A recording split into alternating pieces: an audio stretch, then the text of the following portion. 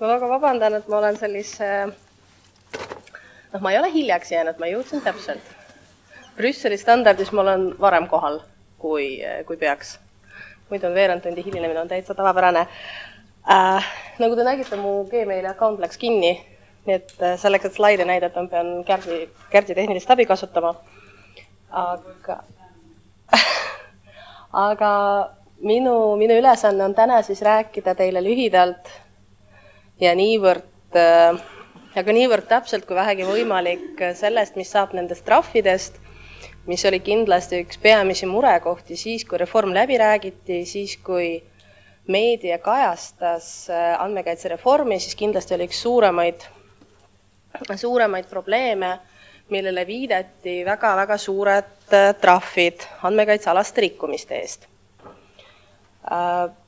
Eks ma pärast täpsemalt räägin, kui detailidesse me saame praegu sellel teemal minna üldse, aga võib-olla hästi lühidalt enda kohta kõigepealt. Ja kui teil on küsimusi, siis küsige kohe, et ei pea tingimata ootama ettekande lõppu, et midagi jääb ebaselgeks, andke kohe märku. Mina olen Julia Antonova, ma töötan juba 5 aastat Eesti alalises esinduses Brüsselis, aga tegelikult olen ma jätkuvalt Justiitsministeeriumi hingekirjas, olen tavaline Justiitsministeeriumi nõunik asukohaga Brüsselis. Ja koos Sandra Mikliga, kes teile vist hommikul juba rääkis, alustasime me omal ajal aastal 2012 kogu seda protsessi. Ehk siis rääkisime Eesti poolt andmekaitsereformi läbi. Aastatel see algas jaanuaris 2012. Et mul oli au, või ma ei oska öelda, õnnetus olla nende kõige esimeste Eesti seisukohtade kujundamise juures ja niimoodi see andmekaitse jäi minuga koos nüüd juba praeguseks 5 aastat elama ja ega ta vist niipea veel ära ei lähe. Et minu peamine valdkond, millega ma andmekaitses tegelen, on andmekaitse kriminaalmenetluses üleüldse kõik kriminaalmenetlus laiemalt, kriminaalõigus ja muidugi sellega seoses on minu erivaldkond vastutus ja trahvide andmekaitsealaste rikkumiste eest. Enne kui minna päris trahvidesse, et trahv on selline kõige äärmuslikum viide, me kindlasti oleme kõik näinud neid numbreid, mis on ka ajakirjandusest läbi käinud ja kui te valmistate andmekaitsereformi ülevõtmist, siis ma usun, et need lõppsätted artikkel 83 üldmäärusest, kus figureerivad sellised hirmsad numbrid nagu 10 miljonit eurot, 20 miljonit eurot, on kindlasti iga ettevõtja õudusunenägu, eriti arvestades üldist Eesti konteksti, kus meil ei ole, valdavalt, meil kindlasti on mõned üksikud suurettevõtted, kelle käive on niivõrd suur, et 20 miljonit eurot on selline paras, võib-olla sellise hoiatava mõjuga trahv, aga enamus ettevõtjaid on muidugi sellised, et ilmselt seda trahvi maksaks järgnevad 20 aastat ja ettevõte läheks pankrotti ja maksaks ikkagi veel 20 aastat trahvi. Et enne kui me päris trahvide juurde lähme, ma räägiks hästi lühidalt sellest, et milline vastutus üldse lasub andmete töötlejal. Ja nagu te ilmselgelt juba teate, on töötleja väga palju kohustusi. Omakorda talle vastukaaluks on andmesubjekt, kellel on väga palju õigusi ja iga kord, kui töötleja ei täida talle pandud kohustusi või siis ei talita vastavalt andmesubjekti õigustele, vastutab andmetöötleja see oma tegevuse eest. Ta vastutab nii materiaalse kui mittemateriaalse kahju tekkimise eest. Ja on põhimõte, mille kohaselt tegelikult kahju peaks hüvitama sõltuvalt olukorrast, kas vastutav või volitatud töötleja. Määrus kirjeldab üsna detailselt need olukorrad, niivõrd detailselt kui vähegi võimalik. Üldjuhul peamine vastutus lasub ikkagi vastutaval töötlejal, kes määrab kõik töötlemise eesmärgid, kellel lasub kõige suurem kontroll ja kohustus tagada, et andmetöötlus on seaduspärane, korrektne, et ei toimu andmelekkeid, et andmete edastamine, avalikustamine on kooskõlas õigusnormidega. Volitatud töötleja vastutab ainult siis, kui ta tegutseb oma algatuslikult, ta ületab neid volitusi, mida vastutav töötleja talle tegelikult andis. Et tegelikult oletame, meil on, ma üritan mingit näiteid tuua teile, äkki see soodustab, aitab seda keerulist juriidikat paremini praktiliste näidete abil mõista, kui on sõlmitud näiteks raamatupidamisleping siis ettevõtte ja teenuse pakkuja vahel, siis volitatud töötleja, kes on raamatupidamisettevõte, temal on lubatud andmeid töödelda ainult täpselt nii palju, kui on vaja, täpselt sellises mahus, kui on vaja ja lubatud selle raamatupidamisteenuse osutamiseks. Kui tegelikult, omades seejuures klientide andmebaasi, otsustab raamatupidamisettevõte kasutada seda andmebaasi oma muude eesmärkide saavutamiseks. Näiteks hakkab pakkuma nendele klientidele, kes selles andmebaasis on, kes ei ole tegelikult tema kliendid, teise ettevõtte kliendid, hakkab pakkuma oma teenuseid, et näed, võta mind ka endale raamatupidajaks või hakkab edastama kuskile teisele ettevõttele või veel hullemal juhul teisse riiki oma eesmärgil, mis ei tulene sellest raamatupidamislepingu, selle kokkuleppe eesmärgist, mis on sõlmitud. Siis sellisel juhul ilmselgelt ei tegutse volitatud töötleja vastutava töötleja juhiste kohaselt ja sellisel juhul vastutab kahju eest ja vastutab andmesubjekti eest volitatud töötleja, mitte vastutav töötleja. Ja samamoodi on volitatud töötlejal vastutus siis, kui konkreetsed määruse sätted panevad teatud kohustusi ainult volitatud töötlejad. Volitatud töötleja kohustus on tagada konkreetsed andmete säilitamise turvalisus näiteks ja ta rikub neid nõudeid, siis sellisel juhul lasub see vastutus samuti volitatud töötlejal. Kumbki ei vastuta, või õigemini vastutavad, aga ei vastuta. Are liable but not responsible. Kui kahju, mis sellest tekkis, ei ole, kui nad ei vastuta kahju tekkimise ees, ehk kahju tekkis vääramata jõust tingitud asjaoludel, me oleme pikalt mõelnud, mis asjad need vääramata asjaolud võiksid sellises olukorras olla, kus vastutusest vabanetakse. Kõige lihtsam näide on muidugi orkaan, kõik serverid on maha lõhutud, andmetele juurdepääs on vaba, toimikud vedelevad maas, keegi ei vastuta. Võib-olla online maailmas mõeldes küberrünnak, kui tegelikult suudetakse näidata, et kõik vajalikud meetmed olid tarvitusele võetud, oli väga turvaline süsteem, paroolid ja kõik oli paigas, aga häkkerid on tänapäeval väga andekad, suutsid ikkagi sisse muukida ja andmeid varastada ja lekitada ning kui suudetakse tõendada, et andmete turvalisus oli tagatud nõutaval tasandil, siis on võimalik vastutusest vabaneda. Isikul on võimalik rakendada ka solidaarvastutust. Ta saab nõuda kahju tekkimist emmalt kummalt.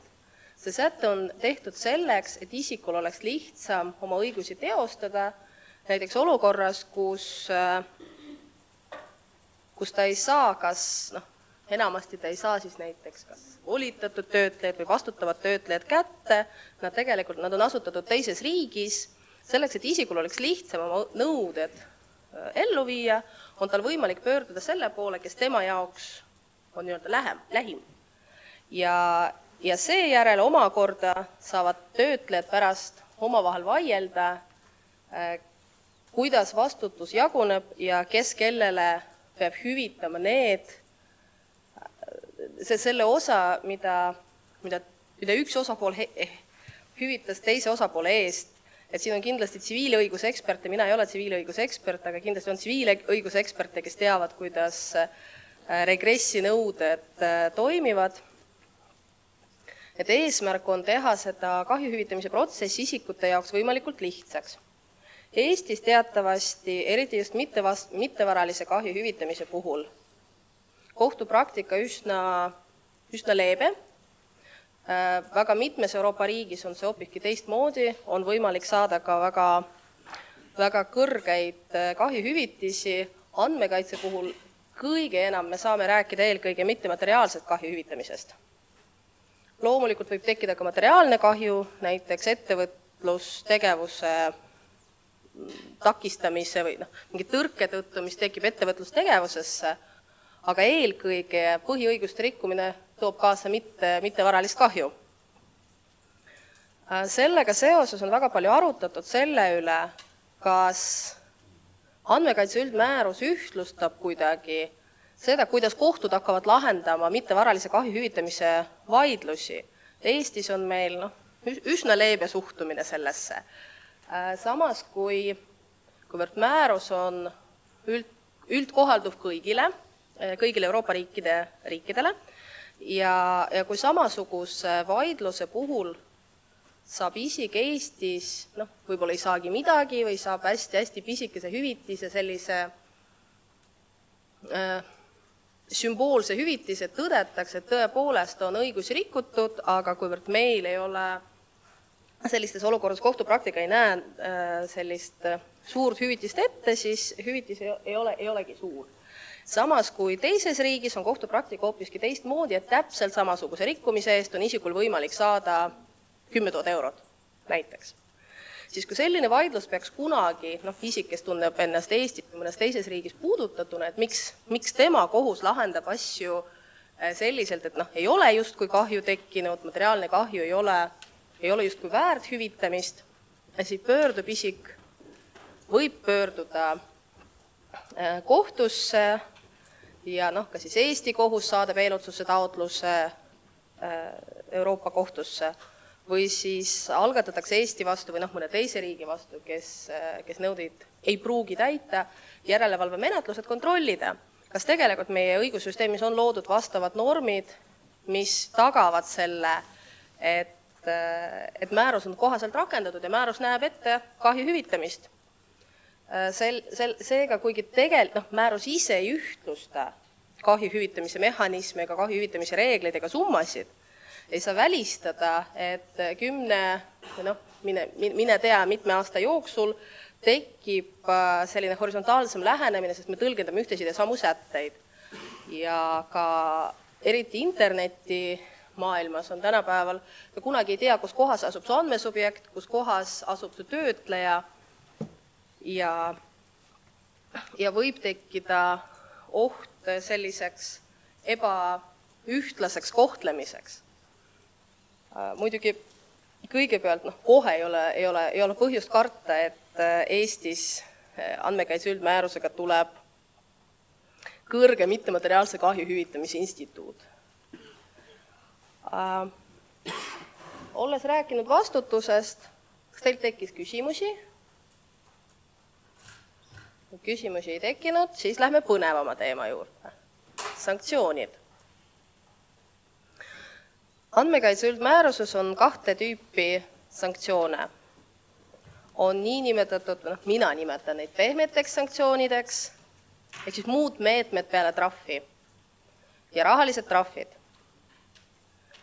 Kui muud meetmed ei ole tõhusad, saab määrata trahvi. Trahvi määramine ei ole kohustus.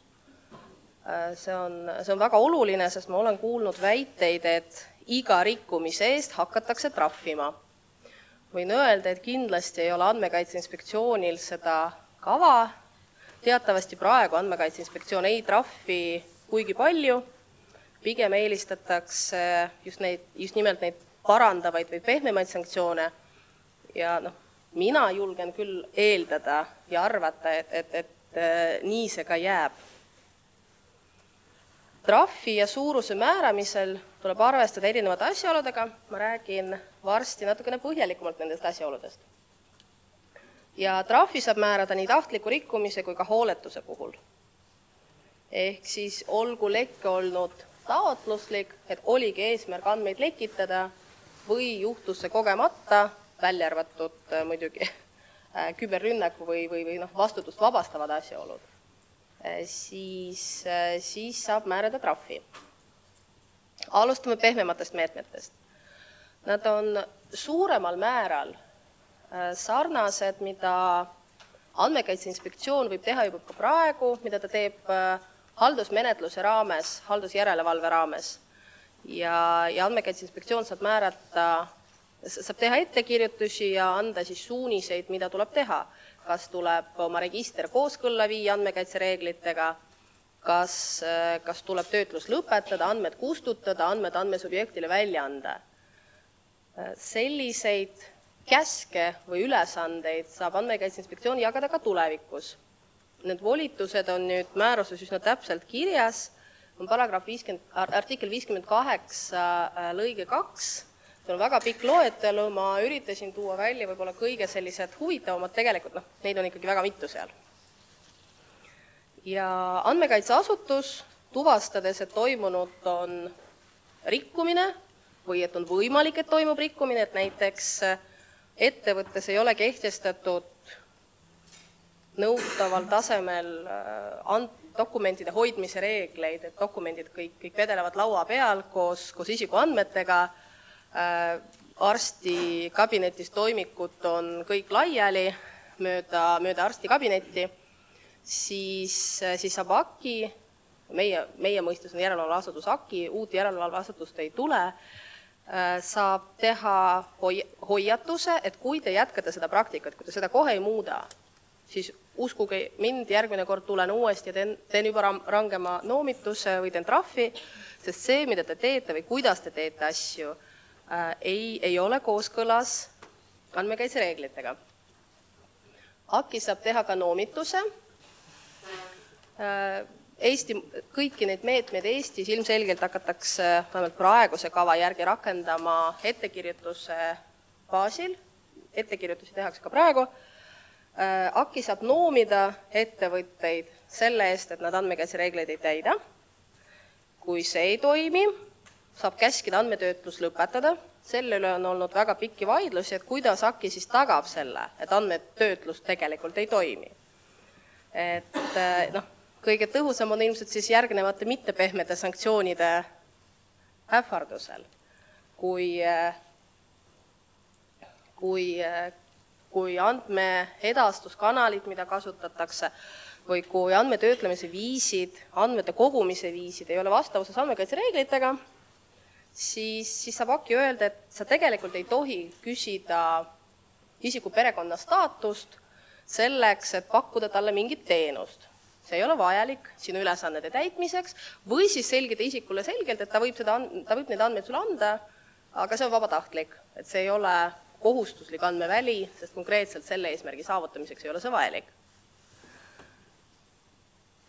Kas ettevõte ka eemaldab need osad ebavajalikud või osad, mis peaksid olema soovituslikud ja mitte kohustuslikud oma andmete kogumise vormidelt või kas ta kustutab kõik need andmed, mis on kantud andmebaasidesse, seda saab AKI kontrollida, et kõigepealt ta küll keelab andmetöötlust ja hiljem saab loomulikult vaadata, kas andmetöötlusega kas ka päriselt lõpetati, kui mitte, saab ettevõtet trahvida. Väga oluline, eriti just Euroopa ja väljapoole Euroopat andmete liikumisel on AKI pädevust peatada andmete edastamine kolmandatesse riikidesse. Andmete edastamine kolmandatesse riikidesse on üldse väga keerukas regulatsioon, üsna kõrged nõuded on sellega seatud ja samas on paratamatus, et väga mitmeid teenuseid ostetaksegi väljaspoolt Euroopat sisse, sest serverid asuvad näiteks Ameerika Ühendriikides või mõnes teises väljaspool Euroopat asuvas õigusruumis. Kui AKI otsustab, et tuleb peatada andmete edastamine kolmandatesse riikidesse, võib see tähendada ettevõtte jaoks, et ta tegelikult sisuliselt ei saagi kas oma teenust pakkuda üldse, oma tegevust üldse ellu viia, või siis see võib tähendada muidugi ka seda, et üksikut andmetöötluslõiku ei saa teostada. Näiteks raamatupidamisteenust pakub ettevõtte, Eestis asuv ettevõte, mis kasutab Ameerika Ühendriikides asuvat serverit. Kui Andmekaitse Inspektsioon keelab andmete edastamist kolmandatesse riikidesse, võib see tähendada seda, et seda serverit, seda raamatupidamisfirma teenust, kelle server asub väljaspool Euroopat, ei saa ettevõte enam kasutada. Seega iga kord, kui mõeldaks, kui ettevõte mõtleb oma andmete töötlemise protsessid läbi, tuleb väga hoolikalt mõelda selle peale, loomulikult tuleb mõelda selle peale, et rikkumisi toime ei pandaks, aga paratamatus on ka see, et tuleb mõelda ka kuidas võimalik, see on, milline risk kaasneb sellega, kui otsustatakse ikkagi minna seda teed, et ei järgita kõiki andmekaitseseaduse, andmekaitsemääruse ja tulevasse Eesti seaduse nõudeid.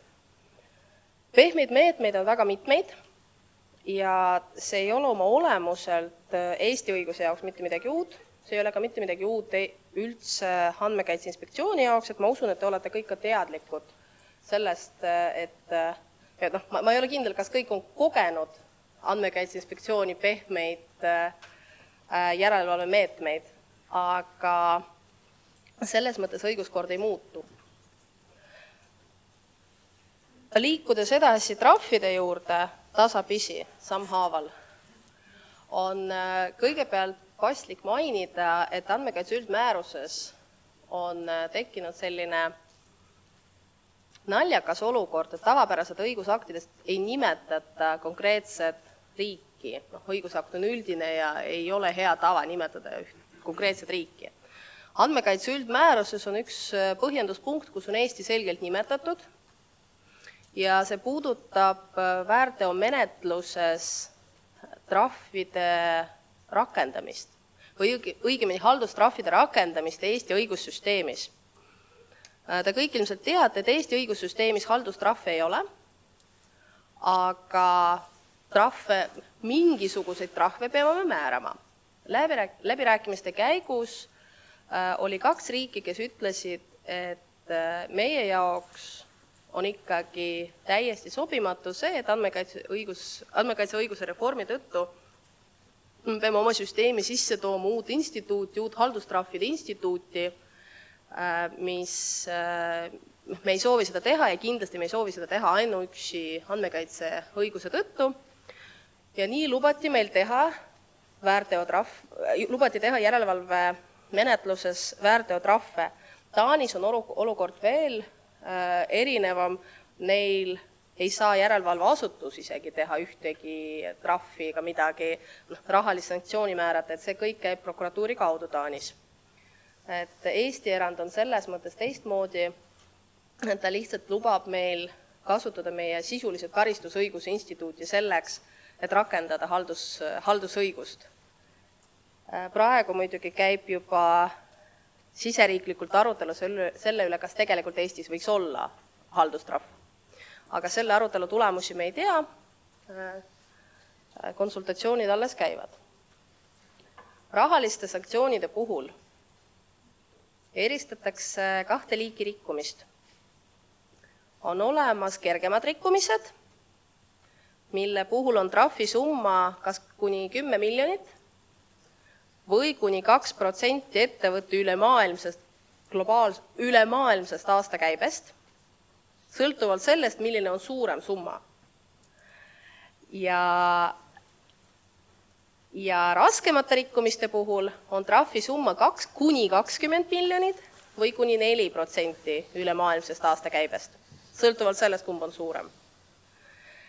Selle sätte sõnastamisel oli eesmärk mõjutada eelkõige suurettevõtteid, kes teadlikult ja taotluslikult panevad toime rikkumisi. Sest rikkumise toimepanek on niivõrd palju tulusam, et ükski trahv ei heiduta. Ehk siis eelkõige olid Euroopa Komisjonil ja ka Euroopa Parlamendi läbirääkimiste käigus mõtteis Facebook, Google, Amazon ja teised väga suured ettevõtted, kes tegelikult ka väga suures ulatuses andmekaitsealased rikkumisi toime panevad. Neil on väga-väga suured andmekaitseosakonnad, kes mõtlevad muidugi mitte ainult sellele, kuidas õigesti teha, vaid ka kuidas teha niimoodi, et võimalikult vähe valesti välja paistaks. ja trahvid, mida saab praeguse õiguse järgi määrata, ei ole neid ettevõtteid kuidagi õiguskuulekamale teele viinud, kuivõrd saadav kasu on lihtsalt kordades ja kordades suurem. Et kui mõelda selle peale, et Facebookile tehakse mõnes Euroopa Liidu liikmesriigis 50 000 eurone trahv, siis tõenäoliselt heal juhul Facebook üldse maksab selle ära, enamasti nad isegi viitsi maksta, siis tehakse uuesti, saab 2 korda 100 000. Aga ka selle peale, et see trahv selle ettevõtte jaoks ei ole mitte mingisuguse mõjuga, see on 50 000 eurot on Eesti mõistes ikkagi väga suur rahatrahv. Suure ülemaailmse ettevõtte jaoks, kelle peamine tegevus on isikuandmete kaitse, ei ole 50 000 eurot mitte midagi. Selle üle väga palju vaieldi, kas me peaksime tegema hoopiski erinevaid lähenemisi. Esiteks nendele ettevõtetele, kelle peamine ülesanne on isikuandmete töötlemine. Siis tulebki meelde Google, Facebook ja teised või kes töötlevad isikuandmeid kui kõrvaltegevus, näiteks juuksurid. Tema peamine tegevusülesanne kindlasti ei ole isikuandmete töötlemine. Aga trahv ja ähvardus on talle teoreetiliselt samasugune, kuni 10 miljonit või kuni 200 miljonit. Kaaluti ka erinevaid lahendusvariante sõltuvalt ettevõtte suurusest. Siis aga toodi välja näidetega, aga sul võib olla 10 töötajaga pisike ettevõtte, kes toodab tuumateaduses ülikalleid osakesi ja nende aastakäibe on tegelikult väga suur. Suudeti isegi tuua erinevaid ettevõtete näiteid, kus see süsteem eristada ettevõtted siis suuruse järgi ei oleks töötanud.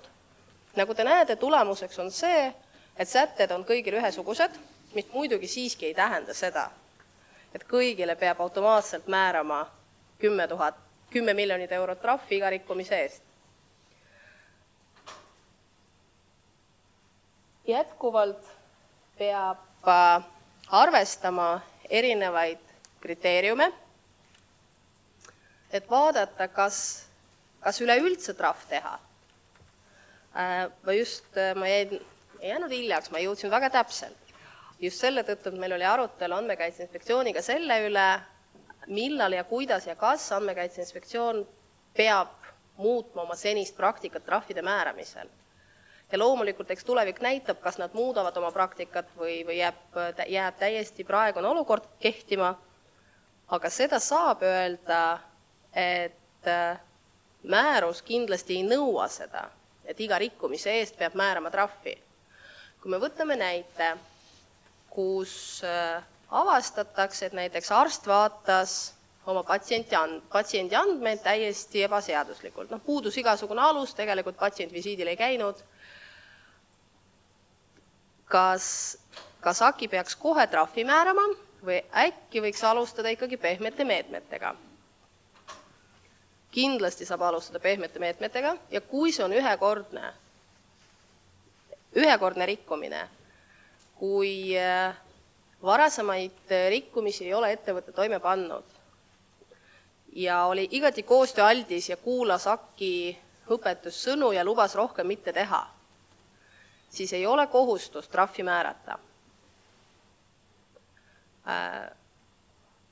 Kataloog nendest asjaoludest. Ma võiksin küsida just teie näitel põhjal. Praegu on AKI teinud trahvi arstile, kes on vaadanud andmeid. Ei ole pehmed meetmeid kasutanud ja ei ole teinud mitte vastutavad töötlejale, vaid just arstile. Vastutavad töötlejad ei kaasanud sinna.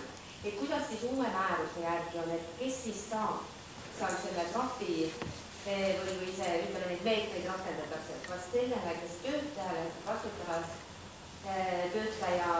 töötajale või siis vastutavale töötlejale? Praegu on praktika nii, et kes vaatas, see ka vastutab.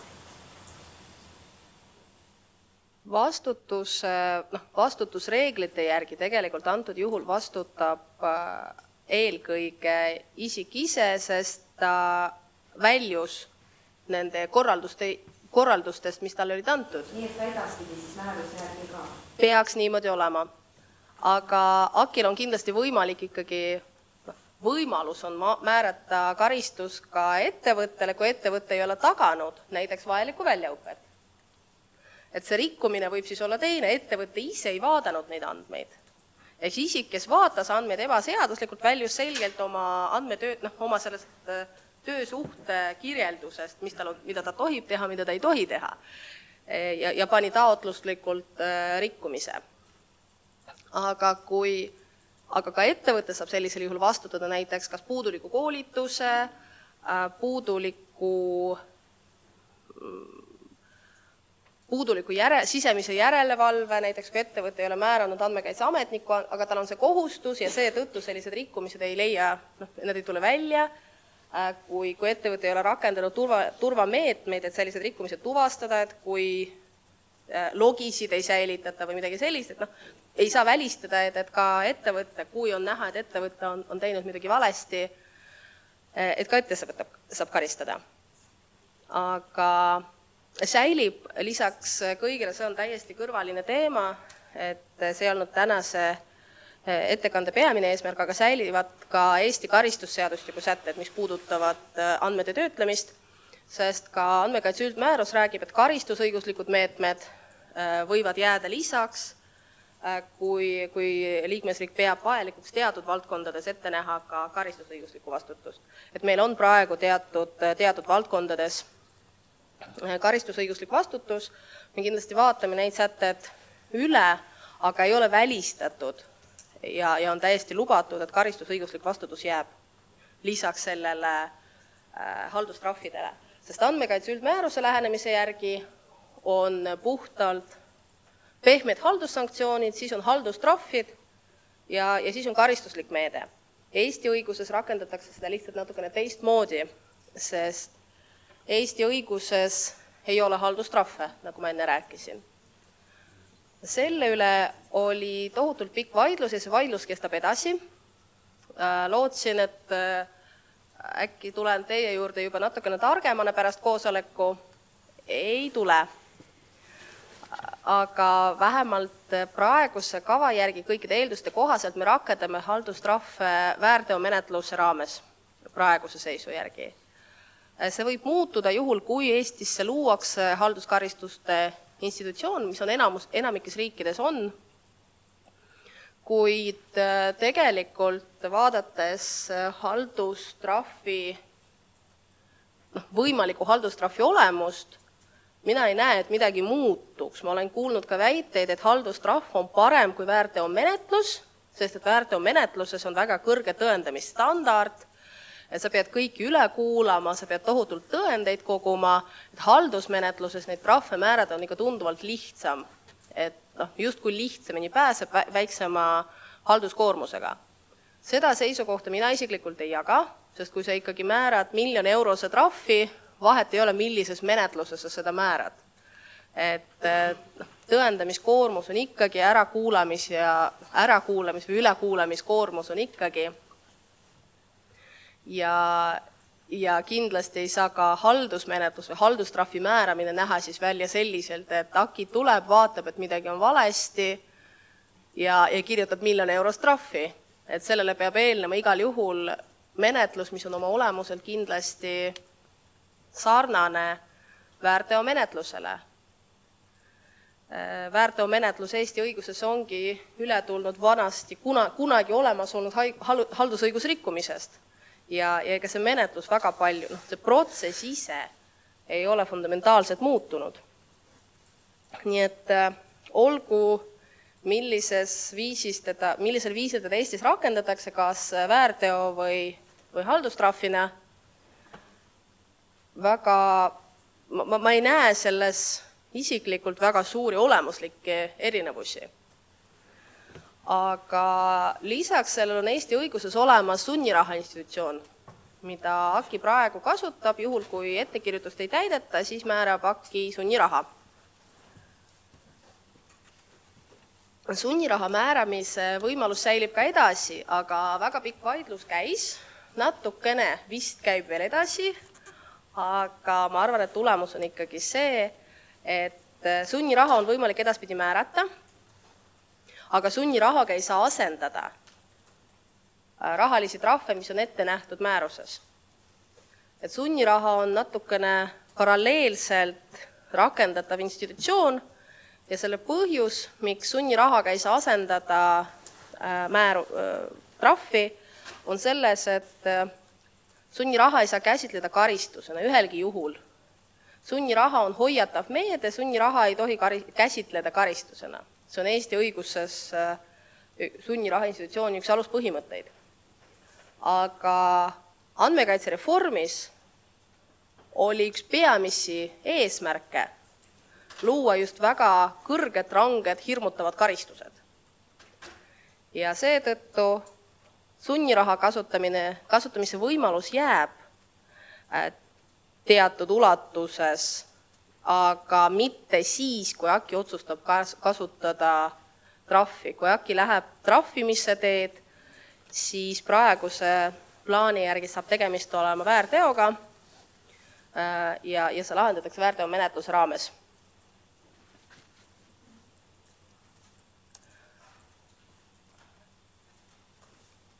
Nüüd ma korraks räägin ka sellest, et andmekaitse üldmäärus ise loetleb üsna üldiselt seda, milliste rikkumiste eest milliseid karistusi määratakse. Ma ei taha rääkima hakata ettevalmistatavast seadusest, sellest räägib Merike paari minuti pärast, aga seda ma saan öelda, et vähemalt praegu on eelnõu versioonis kavas ikkagi võimalikult täpselt ära piiritleda, millistel juhtudel millised trahvi ülemmäärad rakendatakse, mitte jätta seda niivõrd üldiseks, et raskemate ja kergemate rikkumiste puhul. Et on ikkagi teatud rikkumiste kataloog, mis siiski ei saa olema lõplik suletud nimekiri. Teatud kaalutlusõigus peab jääma, sest lihtsalt ette ennustada igat võimalikku rikkumist praegu tundub olevat võimatu. Aga loomulikult, mida rohkem andmeid töötleja töötleb, mida tundlikumaid andmeid töötleja töötleb, seda suurem oht on üleüldse trahvi saada ja seda kõrgem on vastutus ja seda suurem oht on trahvi saada. Aga mina isiklikult ei usu, et Eestis väga palju trahvi määramise praktika muutub võrreldes sellega, mis ta praegu on. Et praegu, kui vaadata trahvide määramise statistikat, kui palju Andmekaitse Inspektsioon trahve teeb, siis mina isiklikult ei näe, et riigieelarve hakkab täituma miljonitest eurodest andmekaitse trahvidest. Pigem on Andmekaitse Inspektsiooni seisukoht alati olnud pigem hoiatav ja õpetav kui trahviv, mis on täiesti, tegelikult ongi mõistlik lähenemine. Trahv on ikkagi kõige äärmuslikum meede ja ma ei usu, et kõik peaksid hakkama igaks juhuks ettevõtte eelarvesse arvama sisse võimalike trahvide summasid, mida teoreetiliselt tuleks maksma hakata.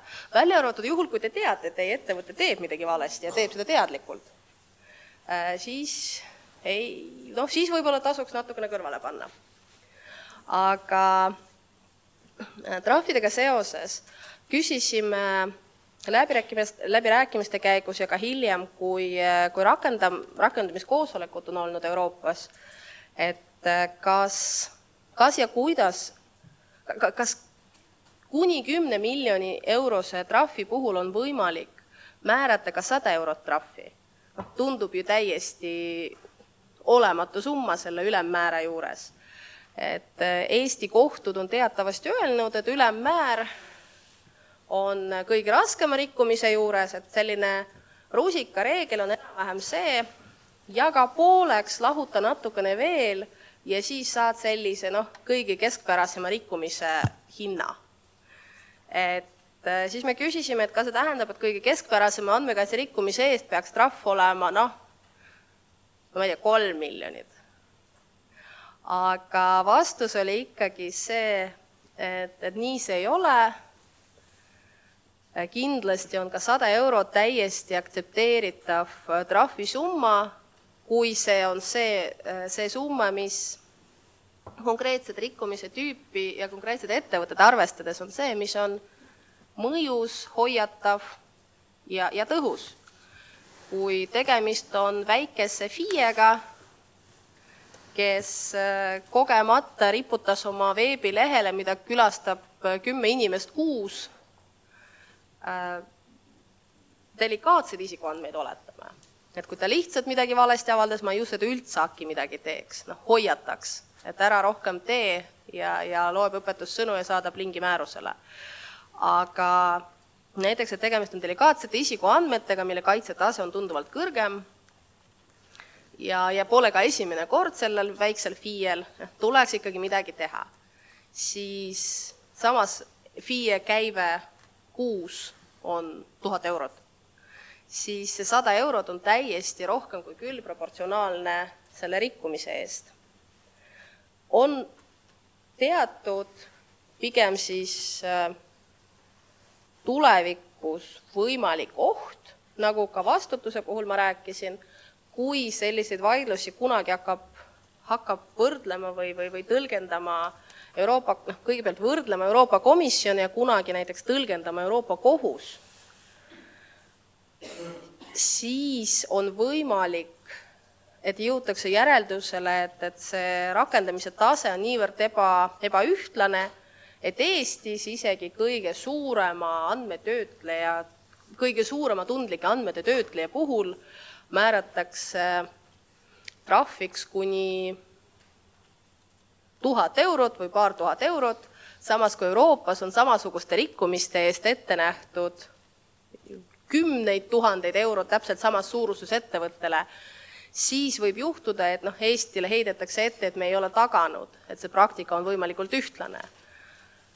Aga seda on praegu äärmiselt raske ennustada. Esiteks, kuidas ka teised riigid rakendama hakkavad, milliseid trahve, kuidas need norme üldse kirjutatakse teistes riikides ja igal juhul jääb AKile võimalus arvestada lisaks sellele konkreetse ettevõtte tunnustele, suurus, tegevusvaldkond, varasem käitumine, ka üleüldist sellist majandussfääri, kus me tegutseme. Et kui Eesti mõistes on 1000 eurot ikkagi täitsa selline arvestatav summa, mõne ettevõtte jaoks on see täitsa arvestatav summa, siis kui tunduvalt kõrgema mõnes teises riigis, kus need numbrid erinevad oluliselt, ei saa nõuda, et me kõik ühtlustame täiesti ühtemoodi kõiki need summasid. Nii et tõenäoliselt minu lõpetussõnad ongi, et tegelikult juttu oli väga palju, et väga hirmus saab olema, väga suured trahvid, tõesti on suured võrreldes sellega, mis praegu on. Aga ma ei näe, et tuleks karta. Et pigem AKI on ikkagi väga kindlameelne selles osas, et rakenduspraktika muutumist trahvimise osas nemad ei soovi. Eks tulevik näitab, kas ajalugu pädeb. Aga kui teil on küsimusi? Teile ennem vastasite ühe küsimusele nii, mis puudutas selle töötaja trahvimist. Et selle andmekaitse üldmääruse järgi võiks see praktika iseenesest samamoodi edasi minna. Et kui ma loen seda andmekaitse üldmäärust, siis need trahvid, et need puudutavad ikka üldiselt ju vastutavat töötajat ja volitatud töötajat, ega see töötaja seal ei ole ja volitatud töötaja. Et kuidamoodi siis seda trahvida saaks edaspidi? Selles mõttes sellele säilib igal juhul ju see karistusseadustikus ette nähtud trahvimäärad jäävad. Ja see on see sama näide, mida Andmekaitse Inspektsioon tõi just täna ise, et ma sellepärast selle võtsin.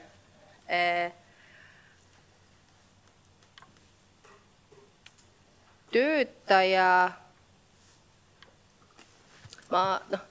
ise rikub andmekaitsereeglid üldiselt, ehk siis teda karistatakse, mina ütleks mitte andmekaitse üldmäärusest tulenevate nõuete järgi, vaid Eesti karistusseadustikust tulenevate reeglite järgi. Selle karistusseadustiku järgi peab olema kahju tekkinud, et siis kui on oluline kahju tekkinud selle isikuandmete töötlemise nõuete rikkumisel.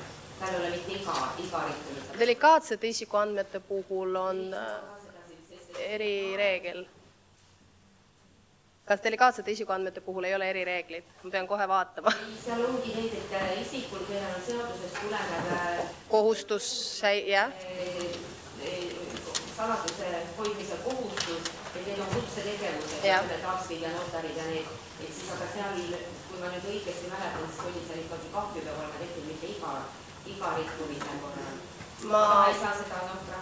Ma annan Merikesele sõna üle, ma vaatan selle üle. Praegu trahviti väärteomenetluse korras isikuandmete kaitse seaduse alusel, et praegu veel saab... Sest isikuandmete kaitse seaduse alusel on reegel olemas, et saab jah. Aga ma vaatan selle kohe üle, sest et mina seda konkreetset kaasust ei tea, seda konkreetset kaasust toodi täna lihtsalt näiteks. Ma vaatan üle ja ma võin pärast Merikese ettekannet vastata, kuidas see võiks tulevikus välja näha näiteks. Jah, siis minu poolt on vist kõik, jah, sest ma juba lõpetasingi.